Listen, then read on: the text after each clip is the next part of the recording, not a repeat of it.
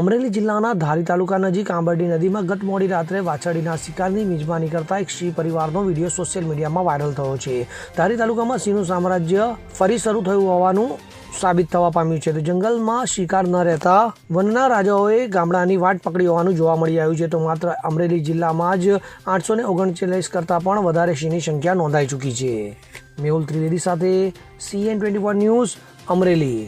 હવે જુઓ દેશ દુનિયાની તમામ ખબરો તમારી આંગળીના ટેરવે.